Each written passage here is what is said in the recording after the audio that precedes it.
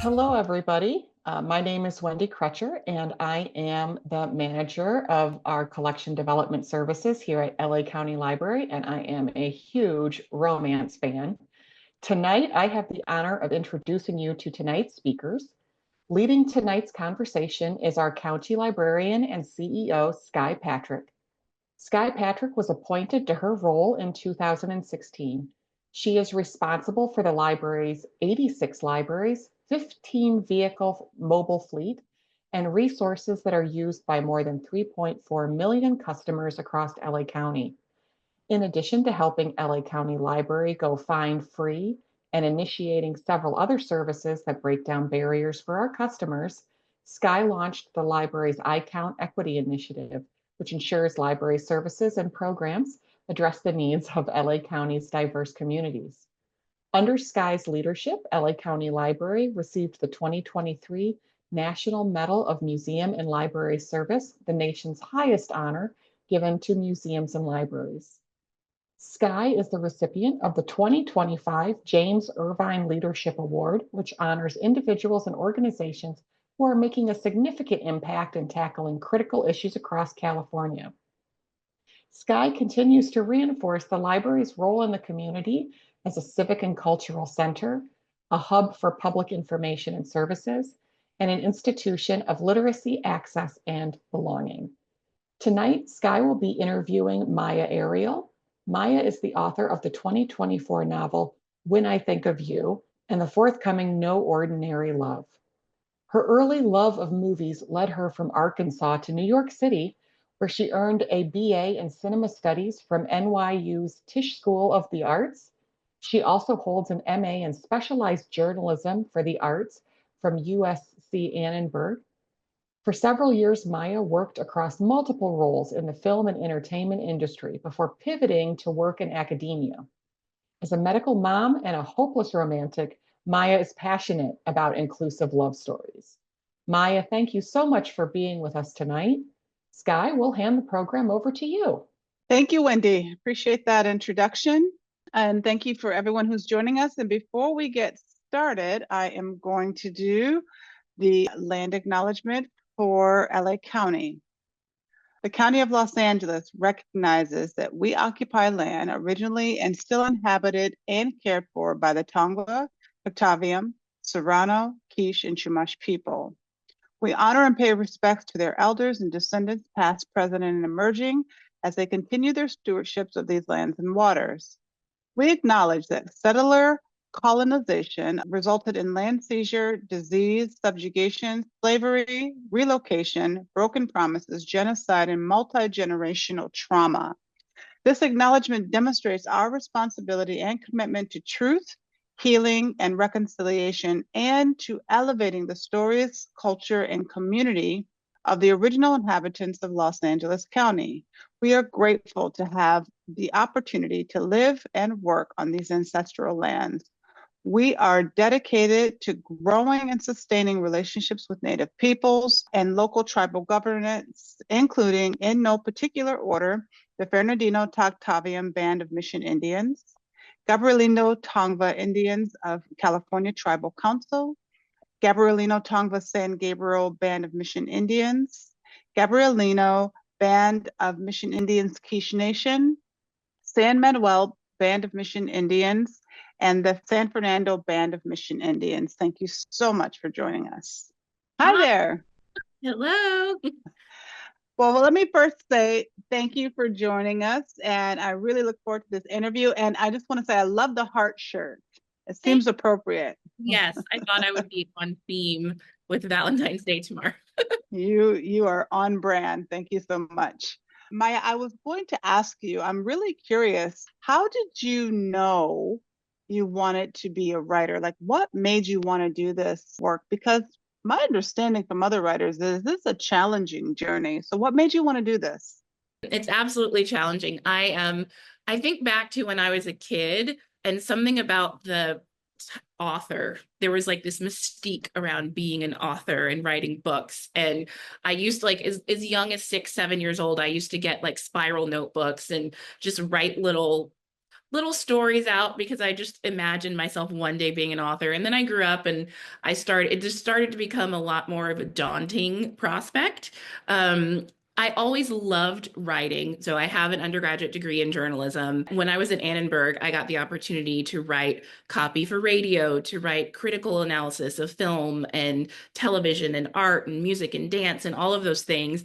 But it was always this huge sort of specter hanging over me. Can I write narrative fiction? Can I create characters? Can I write dialogue? Can I sort of craft a plot structure together? I'd spent so much time studying film and like immersing myself in different pieces of culture and admiring it, but doing it was very, very daunting. So it was not until, and I feel like a lot of recently published authors have the same story. It wasn't until the pandemic when I was reading a lot more. I was a new mom. My son was born in 2020 May, so right in the thick of it. I was reading a lot Oh more. my goodness. Yes. And I had this story that this character, Kaliya Wilson, who came to me loosely and not so loosely based on some of my own experiences. And I just thought, this is a story I think I would like to read.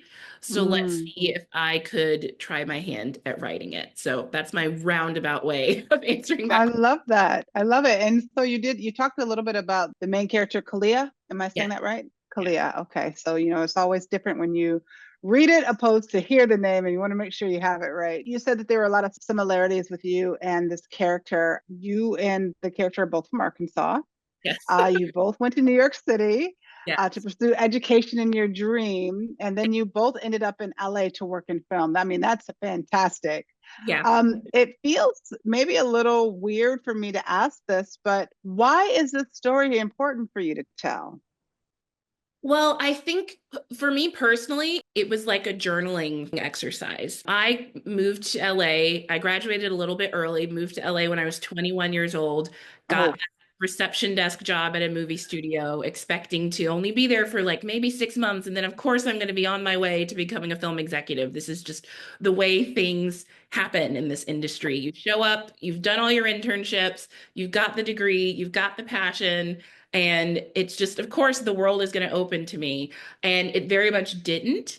I stayed in that role and roles like it for about 4 years, just trying to make the square peg fit into the round hole. right. Eventually, I did pivot and got a graduate degree, worked in academia for several years. And so now we're like literally 10 years later, this story came to me, and it was like this kind of catharsis of looking at myself 10 years ago, living in LA, working in LA. You're never too far removed from the Right. entertainment industry, media, communications. The school that I work for is a communications school and journalism school. Mm-hmm. And so Yes. hearing about just current events happening in the industry around whether it was Me Too or Oscars So White or conversations about privilege and access, it also felt extremely timely. And so that for me is why it felt important and timely to kind of get this story on paper. Mm-hmm. And let me follow this trajectory. So it took you, if I hear you correctly, 10 years to sort of garner the courage to both find, or maybe not find, but be open to the story and to release the story. So that's actually not bad when you think about it. Mhm. Only 10 years. Only just a decade, yeah. And also to think of myself as an artist, because I'd spent Mm, so much time studying art in different forms, appreciating craft, even writing critical analysis about it and holding it to such high esteem. Never considered that I would want, I mean, even the little kid who was like, oh, it would be really cool to be an author. All that time, I wanted to be a film executive. I wanted to be a development executive. And at one time, I wanted to be a journalist. And so, but I never thought that I would be the artist. And so it was just sort of an interesting way that that happened.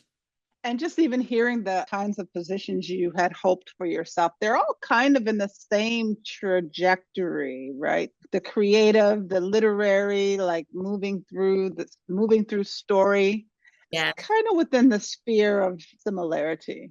Yeah. And that's why, I mean, people who've read the book said, it feels very authentic. It feels, and so, and it really was just right. There's so many experiences in the book. I mean, even there's like a scene where she's like checking rat traps. Right. That is something that I had to do at the film studio. And so, other duties as assigned. yes, that's the and I remember no job. I remember being told by a boss, like, no job is too small. So literally that Especially was when it's yours. That's exactly right. exactly. I think I was the only one who was checking the rat traps, but That's right. we That's did right. right. So That's right. Again, we've all had to do other duties as assigned at some point or another. Hopefully, you're not still having to do that. Let me segue to a question that may be a bit of a spoiler. I'm going to try my best to kind of like walk myself through this. So, Kaliya's journey includes so many obstacles that are not just about romantic fulfillment. And I think this is what really fleshes her out as a character, but some professional success and satisfaction. Ultimately, it seems like there's a version of her professional success that isn't necessarily making art or making movies, but empowering others to do the same and pursue their own dreams. Again, like I just referenced, that it only took you 2 years between the vision of the dream and the inception of the dream. So can you talk a little bit about how that shift in her goal or perspective kind of came to fruition? there's this term in the writing space about, types of writers, plotters versus pantsers. So do you plot and outline your story before you sit down to write it, or do you fly by the seat of your pants and you just kind of go where the characters take you? Wait, say that again. Plotters versus, I'm writing it down. So plotters versus pantsers. So plotters will sit down, and I have friends who do this. They'll get a spreadsheet and they'll go chapter by chapter, scene by scene, plan everything out that's going to happen. And then there's people like me who are pantsers. We fly by the seat of our pants.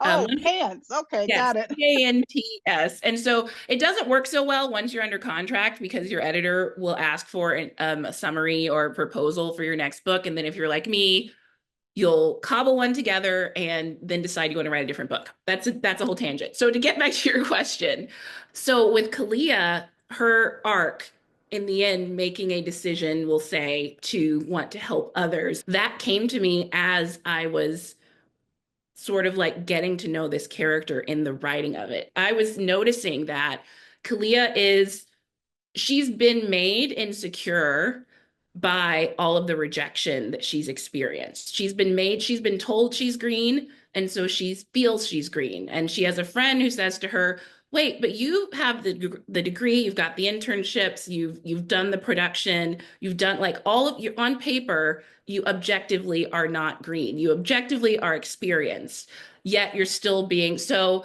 she as the story unfolds, she starts to become a resource for people. Not only is she a resource for Danny and helping him revise his script, he's turning to her for her advice, even though he's this big shot hot rod director and she's this lowly office assistant. Bella comes to her when she's got problems on the lot. Not to spoil her, but Kaliya has all this knowledge about, well, there's a union for couriers on the lot. And if something's happened, then and I noticed that was kind of the role I played too. Once you're a receptionist, like everyone knows your name and everyone's coming to you with questions. And so you just become a sponge for all this information. And so as she's starting to learn, I'm capable, I'm talented, I can really do this. And I actually know this industry like the back of my hand. It just made sense for her to then use that for something outside of herself.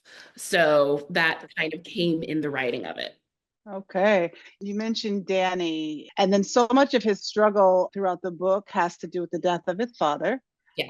And grief, and just like kind of managing that grief and kind of managing that teetering between grief and happiness. How did you balance, or the character balance, these two extremes, the utter joy, the thrill of falling in love, and then yet the hollowness of grief in telling the story?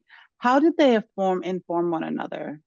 Yeah, I think that's just, at least in my experience, and I think it's probably the human experience, is that life are these highs and lows, right? Like we're always negotiating sort of the vicissitudes of it. And this goes back to me being a pantser.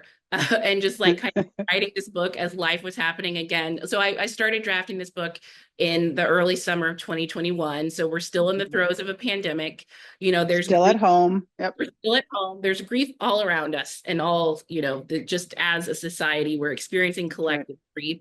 I was experiencing personal grief. I lost my mother that summer, and it just naturally bled into the pages because in romance, you've got two people. This is just sort of generic conventions. It's not always two people, but you have to, we'll just say in this, maybe we'll ask a follow-up question to that. There are why choose novels and things like that. But in the romance that I'm writing, there's typically two people, and you've got internal conflict, sort of the wounds that hold them back from being their full selves in love with one another. And then you've got the external conflicts. And so it felt right for Danny, who is this prodigy of this legendary filmmaker, to have experienced a loss that then propels him. Not only does it hold him back from wanting to give his heart to someone else because of what he saw his mother experience, but it does creatively inspire him to tell their story. And so it just really, I don't know, it just kind of like came as I was writing, it came to me like, I'm experiencing this grief. These are the emotions that are coming up for me right now. And these are the things that I kind of need to exercise through my writing. And so infusing that in Danny's character just felt really natural. Thank you for that. I was trying to figure out how to ask this next question without spoiling once again, but I don't know that I can. So I'm just going to read the question, and then you can kind of navigate the answer. So at one point in the book, the character with a lot of obvious privilege confides in Kaliya that she's experienced sexual harassment from a man who is technically lower than her in the corporate or industry totem pole. And it stood out to both me and the team who read this book that it felt like an inverse of what might typically happen when we deal with power dynamics and we deal with harassment in the film industry, or arguably any industry. Can you talk a little bit about where it came from and what role it plays in the story that you want to tell, or that you are telling? Yeah, I mean, this is another one of those things that is inspired just by experience, my experience in Hollywood. And you just looking back and remembering being a 21-year-old woman, navigating corporate structure, navigating this sort of like entertainment space that is like it's corporate, but there's like a different, sort of vibe to the entertainment space. That's right. And so it's like kind of corporate, kind of artsy, kind of like one foot, it sort of straddles these worlds. And so just thinking about this character, Bella, who has just turned 21. So she's right around the age I was when I came out to Hollywood, and thinking about, she comes from privilege, but she's in a service role as well. And I was remembering those. It could be just as simple as like, I went to college in New York City, right? So as simple as walking down the street and getting catcalled or heckled on the street, and just like these feelings of being a woman in the world. And it's like, I'm just trying to go to work, I'm not out here existing, asking to be noticed. That's right. In that way. Right. And so that was kind of what I was wanting to touch on. And I remember having an experience and being, asked like, well, why didn't you say it made you uncomfortable? How is he supposed to know if you don't say something? And like something about that rang off to me, like not the right reasoning. And my next thought was, well, if I'm at work, I shouldn't have to say that, I shouldn't have to like wear a sign that says, don't hit on me, don't make me uncomfortable. And this, even like the idea of having the victim in this case have to manage the perpetrator, right? And having to like signal to the perpetrator that this behavior is not okay when it shouldn't even be happening in the first place because it was uninvited.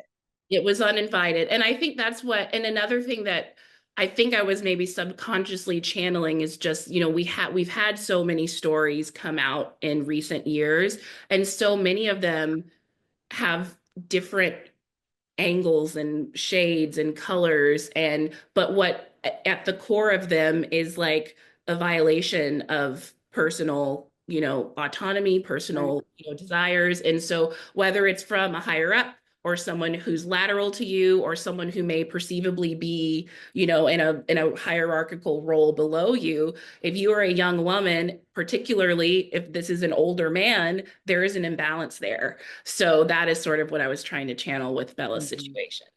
And again, just situating this in, the early, 2021, a lot of these stories were coming to light, years and years, arguably decades of that power inversion and that power dynamic or lack thereof power for young women and even some young men, frankly. Yeah, absolutely. I mean, and that's the thing, when you read the stories, and it's every facet of society, across gender, across age, and so, yeah, absolutely. Yeah. It's interesting. Let me ask you a little bit more about Kaliya. We enjoyed her character and we thought she was very refreshing and honest, and talking about the struggles that she faces, not only as a female, but as a Black woman trying to make a career in Hollywood. We hear this all the time. This story resonates. The difficulty of being a woman of color, Black woman, or another person of color or female of color, and is trying to infiltrate the industry here in in Los Angeles, but Hollywood specifically. But Danny, with all of his pedigree and his privilege and his being conscious of his role as a Black director and an artist in the space, is also ready to doubt himself or pigeonhole himself. It seems like there's some trouble. He's having trouble reconciling that Kaliya is starting to come from a wildly different place. Can you talk a little bit about their two perspectives? I like that sort of like the dynamic that you're putting in place here of the two different stories, and like that tension in their romance. I have to admit to you, I don't know a lot about romance, but I like this multi-layered situation that you're presenting here, where there's a story of success, a story of work, a story of industry, and there's the tension behind this budding relationship. Yeah, I always say, to me, at its core, this book is a story about two Black film nerds who fell in love in because of their mutual love for they have the same passion, right? And that passion kind of bleeds into their passion for each other. And so you often want to see in romance, again, I talk about like that internal conflict, that external conflict, and then there's like an intra conflict between the two characters. And for Kaliya and Danny, I thought it was important for me to say what I wanted to say about the film industry, which is a conversation about privilege and access, and this myth of paying your dues, and if you do X, Y, and Z, you'll somehow be rewarded. I needed these two characters to occupy different perches of privilege. I wanted this to be a Black love story, so two Black characters, but Danny has a closer proximity to whiteness in that he is biracial. And his father, he's also a Nepo baby because his father, right, like a Martin Scorsese type. I was gonna say, sounds like Hollywood. Yes, director. So he's coming at this through a different lens. The door was essentially open for him. Doesn't mean that after he walked through the door, he wasn't still in a Black body and a Black artist who had to navigate the same things that Kaliya would. But the door was open for him, whereas for Kaliya, it's locked and, she's stuck in a closet somewhere. Oh, man. So that was important to me to have. And there are moments, right, where in the book, without spoiling things, generally, there are moments where they're talking to each other, and Kaliya's thinking, like, understanding the structure of the industry when it's almost like indie publishing versus traditional publishing. He's making a film that's financed by a studio. Doesn't get to just decide this is who we're casting and this is where we're shooting and these are where the budgets are. But in doing that, working with a prestigious studio, he has access to so much more. And so he's having to negotiate. This is the film that the film ecosystem to support the vision of the film, and to catapult it in a way that maybe an independent could not be. Right. And it's the story of his parents and their interracial, romance in Jim Crow South, which is, a lofty, brief for him. And so he's having to navigate that. There's a scene in the book where, Kaliya is experiencing some challenges with a particular person, I won't say who's above her on set. And Danny just goes, why do you care what someone thinks about you? And Kaliya says, I this person is in a position of power over me. I don't have the luxury of not caring what they think about me. I don't get to just like walk in and be Danny Prescott and everyone turns and is like in awe. People barely notice her when she's at the, they just walk on by like she's a speed bump. That dynamic I thought was very juicy. And in a way, it was a vehicle for touching on all of these different topics around privilege in the industry. I was just going to say that. So you said it beautifully. It does kind of add these multiple layers of getting at this idea of privilege and what that looks like, both in the characters who hold different kind of perspectives of privilege, or even just, I'm not doing a very good job explaining myself, but I hear you, and I thank you for doing that. Let me ask another question here for you. One of the things you said you're very passionate about is telling inclusive love stories.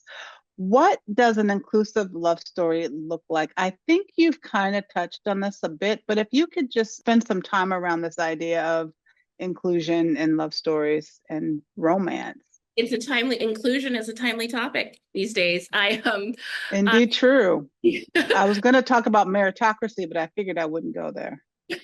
Yes, true. A heated topic. But I think when we hear inclusion, we immediately think about race, which absolutely, representation and just seeing ourselves depicted in the media in which we engage from childhood on up is very important. What I love about the romance genre is there's such a broad horizon of opportunities to showcase inclusion. I have a son who has medical complexities and disabilities. And so I always, as he grows up in the world, will he see himself depicted in, the TV shows he's watching, the romance books he's reading? I mean, to be a visibly disabled person and to see yourself, that's something that we can all do a lot better. And it's terrible that becoming a mom is what made me start to acutely think about these things, but it just is. And a really good friend of mine who's a romance author, Dana Kanava, her debut romance, The Truth According to Ember, features characters who are dealing with economic insecurity. That's also something you don't see a lot in a lot of mainstream romances. They've got all these challenges, but making the rent isn't one of them.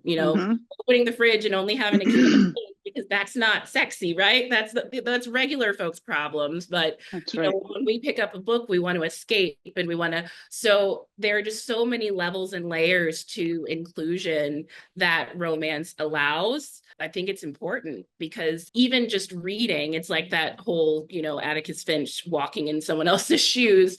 Reading a story creates empathy. I think it was Roger Ebert who said that films are a powerful aid to empathy. Books are too. And so you're 100%. People who are different from you, it sort of leads you to care about people who are different from you. So, and that kind of, I like what you were saying. I was kind of sitting with that one about, having characters who have real people problems like food insecurity or job insecurity, but also have this friction or love interest, because guess what? They're all multi-dimensional people and or characters. And so love exists, passion or interest exists, even if there is very little resources available to the character. So that's something I hadn't thought about. So this is your friend who writes in this genre?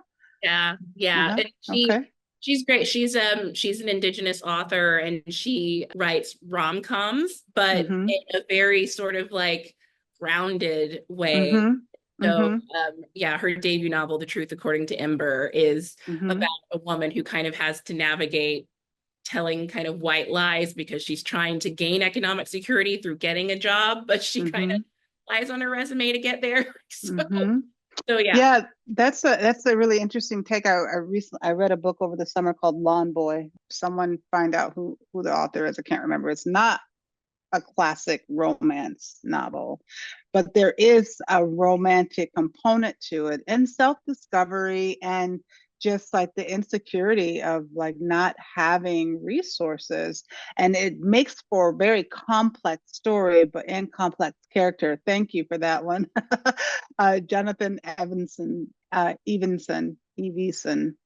And it was one of the first times that I could like recall in a very clear way this idea of like having these like multiple layers, kind of like your book. Like you're talking about characters who like exist in this on this one plane, but you have one of high privilege, both people of color, one who's entering the field, you have the gender dynamic. So like romance can reflect life and still be sexy or romantic or whatever you're looking for, right?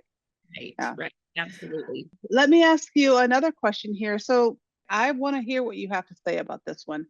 Do you think that romance and love stories get the respect they deserve? I mean, they're not canonized, you know, Yeah. great literature. I mean, you've already, you know, referenced Harper Lee here, but like it's not on that level. So what do you think?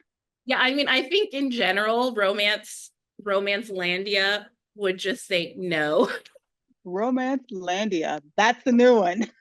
Yes, would say probably amongst, the literary world, the upmarket world, but romance economically drives the traditional publishing industry. And one I of was the just going to reasons, make that point. Thank you. right, and one of the reasons, and this is we talked a little bit about before how in my early 20s I was introduced to this genre, and it was kind of like, oh my gosh, what is this world of, and I was voraciously reading like 2 books a week, like at a steady clip, Oh, two to wow.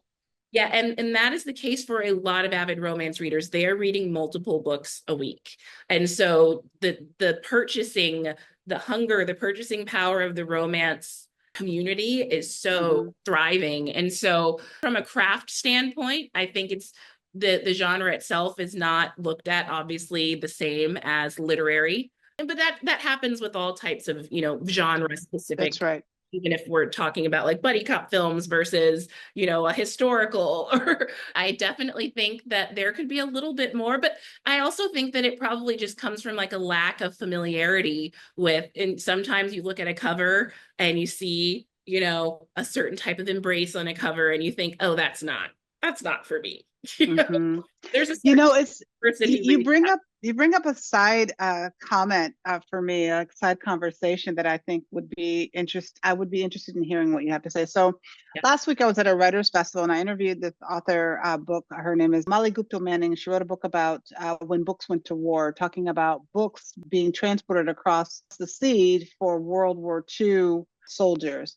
But what I think is interesting here is that it was that transfer of books and these smaller size books that ultimately became what we know as paperbacks, Okay. right? Yeah. And so when I think of romance, I think of those ones that are on the book spindle at Like the Target mass or market that's paperback. right. Yeah. That's Mhm. right. And so you bring up an interesting point of view about these books are flying off the shelves. People are buying them in droves. Yes. Yet a lot of general people don't realize their value or think that it's for them, but yet they're selling like hotcakes, Yeah. right? In this, you know, this paperback. Oh, thank you, Wendy. In this paperback form that really didn't take off in the United States until post World War II.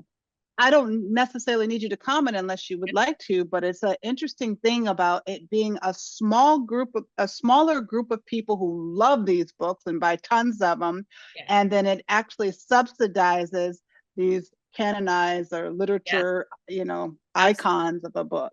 Absolutely. Yeah. And I think you probably see that reflected across disciplines in music, in like there are certain shows that float entire networks. Oh So yeah, that's yeah. right. Yeah, I didn't think of that, right? So yeah, music and TV shows and the big films that can then eventually support the smaller films. There was a interesting comment, just as another side note, about women's sports being subsidized by male sports and what Right. that means and how Right. that kind of like has the opportunity to really uplift these women athletes in a way that you may not see them. So all very cyclical. That's interesting. Thank you for that.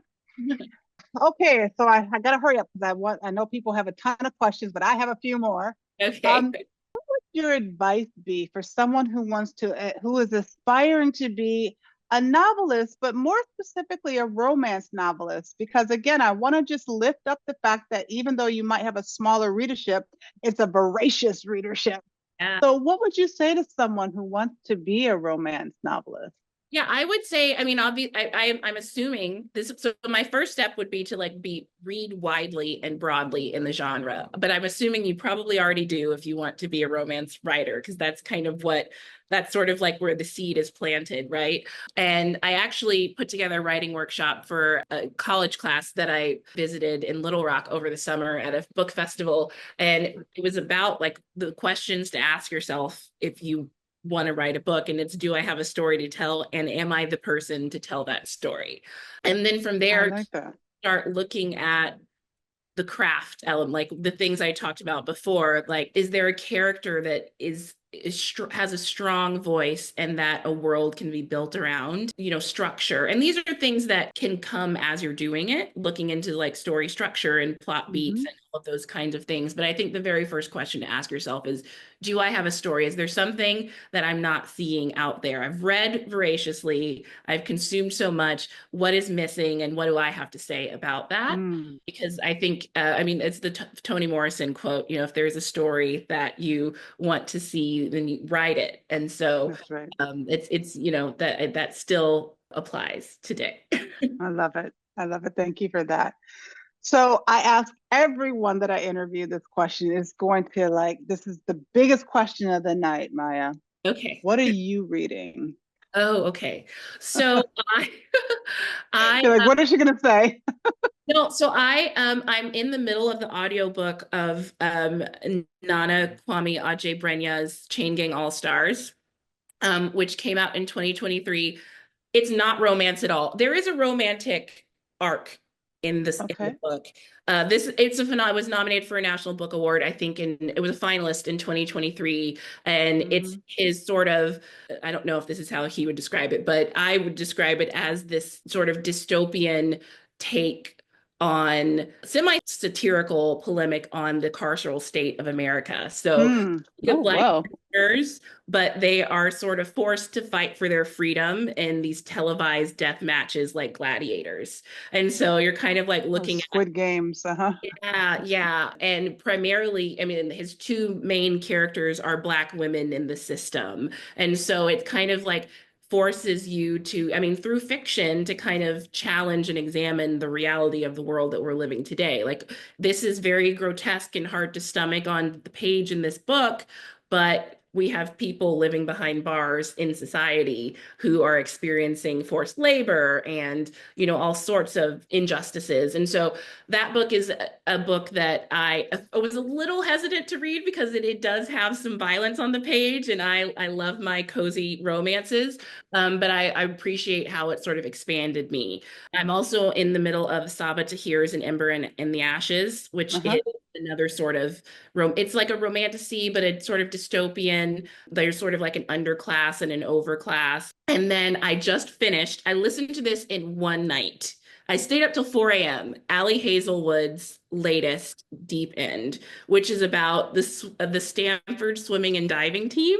So college romance about a Swedish swimmer and an American diver. I don't know if this would be considered an erotic romance. It definitely has a lot of heat and steam on the page, but it's all about like college athletes navigating the intrigue of romance on the sports team. So that was like a fun kind of. I am missing out on this genre. Yeah, I don't know anything about it. I'm writing these down.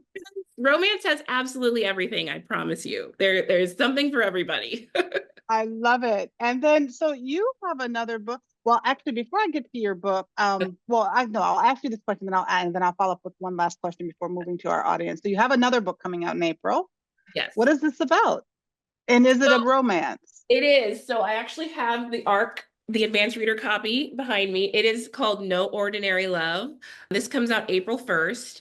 This is a romance about Ella, who is an R&B slash pop songstress who is navigating a divorce from her powerful record executive husband.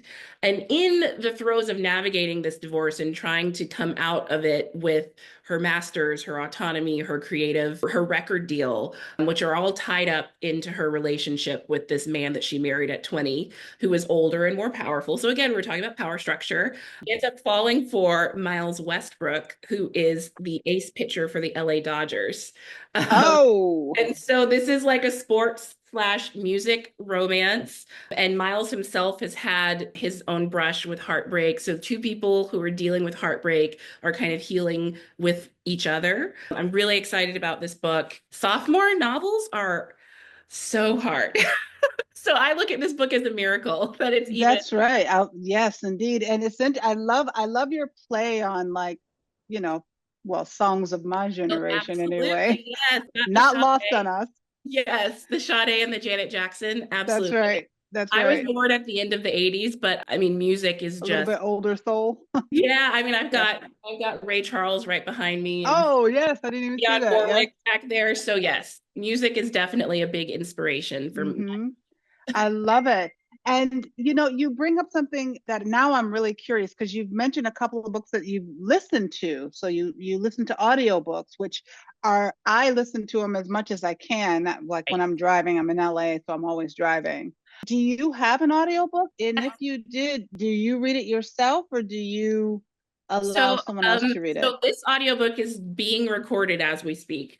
Okay. When I think of you, the audiobook is narrated by the DeWanda Wise, who is a phenomenal actor. If anyone is familiar with Spike Lee's She's Gotta Have It, she is the Uh-huh. star of the television adaptation on Netflix. That's right. She's also on the Stars Three Women, which is a series that came out recently. She's phenomenal. And she is literally, as I was writing Kaliya, she is who I pictured in my mind. Oh, now I can see it. Yes, I'm Yes. right there with you. Okay, so I might So have the to read fact this that book. she read the book, connected with the character, and was open to doing the audio, she does a phenomenal job. So I highly recommend this on audio as well. Yeah, it's interesting because sometimes I'll listen to an audiobook and the author will read it because there's a monetary reason behind it. And I find I don't like those as much. I like when an actor or someone who is a narrator Yes, professionally is reading it, because it takes it out of, right. I think sometimes you might be too close to it. I've listened to a couple of books and I'm like, oh, that would have been so much better had they had someone else reading it. Not Yeah. to say that that would be you, but I just think it's an interesting sort of shift that I've seen in the last few years. Again, it's a monetary, I think, mostly because that's another avenue to support Yeah. yourself. But I also think that there's a lot to be said about someone reading the book who is apart from it, who can envision the story in maybe a different way the author can. So that's just my opinion. Yes, and I mean, narration is a performance, and so one thing I am not is a performer. So I can do writing, but I see in the chat here, someone said, I assume they're talking about No Ordinary Love, Myah Ariel vibes. I was totally thinking that with her yes. first husband, but I didn't want to say Well, it. no, so that is absolutely okay. That is how this started. Was I also have the Mariah Carey Butterfly album right behind me. Which is a great album. One of her tied for top albums of hers for me. This started because I was listening to Butterfly, specifically The Roof. I have her memoir and this clandestine affair with Derek Jeter in the late 90s, which sort of symbolized her freedom, the Butterfly song, her freedom from Tommy Mottola. I mean, it's definitely was the seed that planted this for me. So I was totally thinking about it. Somebody wants to be your best friend now. I see in the chat, like, we need to talk. Let's be best friends. Oh my gosh, yes, and me. I love new friends, but yeah. Okay, let me get into some of these questions. Here's one. Thank you for sharing your story. I can relate to being daunted to write fiction, and I appreciate hearing how you handled it. So not so much a question on that one, but at least a comment. Right. What are some books that have inspired you on your literary aspirations? So I can definitely hear music, and I heard Toni Morrison. I think I heard Harper Lee and maybe a couple of others. Yeah. Well, I will say so absolutely growing up, and I've got like a reading list for the start of this year. I have Zadie Smith and Octavia Butler Two and of my favorites. yes, so the greats. I have Maya Angelou, a photo I of her. have the fraud right here. You can't see it. Oh, really? Yeah. And so, but in terms of romance, who I consider to be the Beyonce of romance, Okay, let me get my pen. Go ahead. okay, Kennedy Ryan. Tia Williams as well. If anyone has heard of or read 7 Days in June, it was a Reese's book club pick, I think 2021. That is a phenomenal. If you are a literary fiction reader and you're looking for a gateway into romance, I would say 7 Days in June would be it. But Kennedy Ryan is who I was voraciously reading during the pandemic. She has an extensive backlist. She was indie, she went traditional for a while, then she was indie for a long time, and now she's back to being a traditional author. But she has said about her writing that she writes Black romance and interracial romance, but she has said that it is culturally specific but emotionally universal. And I love that. And it's how I sort of approach my writing as well, is that you are reading this, you know, and you understand that these are Black characters who have lived Black lives, but what they are experiencing is universal. And I so love that. Mm-hmm. everyone. And so, Mm-hmm. so yeah, anything by Kennedy Ryan has been an inspiration. I am literally writing these down because you are enlightening me right now, and I am going to try and venture off into this space a little bit. I think this is a great question. So I was with author Jasmine Ward this past weekend yes, for a number of things, and she taught me something that I wanted you to opine on. This idea of being optioned and this idea of being bought, your story. yes. So she shared with me that optioned is not what you want, because what that does is it kind of holds your work almost captive. Yeah. So someone will pay, I don't know, whatever arbitrarily, $25,000, and they hold your work. And if someone is interested, they cannot purchase it, they cannot buy it, and therefore they cannot adapt it. Right. And so she says, what you really want is you want someone to buy it, right? Yeah. And then adapt it. So do you have any plans to adapt your work into film, or has anyone contacted you for optioning or anything like that? I can say yes. I don't think I can say a lot more than that. I understand. But yeah, absolutely. I mean, I've even heard that options are kind of falling out of practice. People are doing what's called shopping deals. Okay, talk about, what does that mean?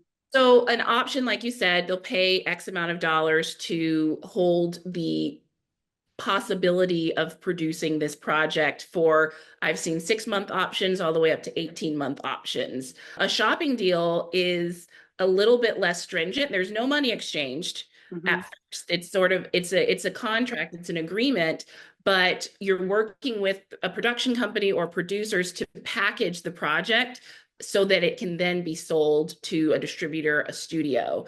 And so it's not kind of like behind bars in a sense. And as you're in that phase— Is it like getting it prepared and so that it can go to market, so people can exactly. kind of get to market? You want to create this attractive package, get some talent attached, a screenwriter to start working on a treatment, but maybe talk to directors, and then you can go to, say, Amazon or Netflix or Universal with a package and they buy it. So that's called a shopping deal. We might need to bring you back to talk about this sort of this place between Hollywood and production and writing, and we're trying to explore this, and we're also trying to help people who are really interested in this topic.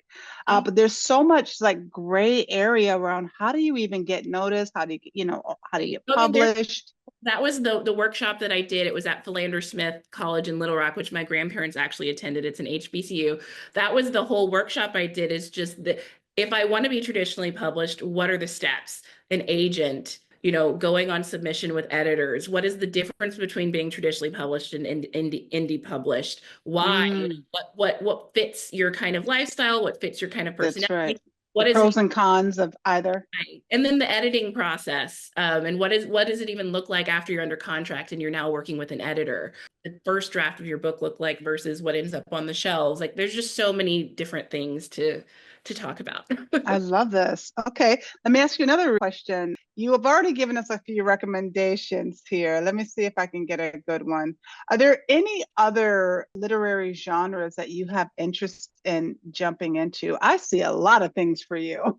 Yeah, What are your interests are? Where are your interests? I'm actually working on something right now that I'm really excited about. And all I will say is that it's, I mean, at this point, is it even satire anymore? But I sort of view it as satire of sort of the state of our television news space. So we still have this kind of media communications entertainment lens, and we're going to have a Black woman at the center who's kind of navigating this space, but it's very much I would consider it like in the upmarket fiction, sort of contemporary fiction space that is a bit Okay. satirical on what we're seeing in terms of, politics and democracy and information and the responsibility that journalists have, but also, mental health struggles Yes. and things like that. So I'm really excited about this project.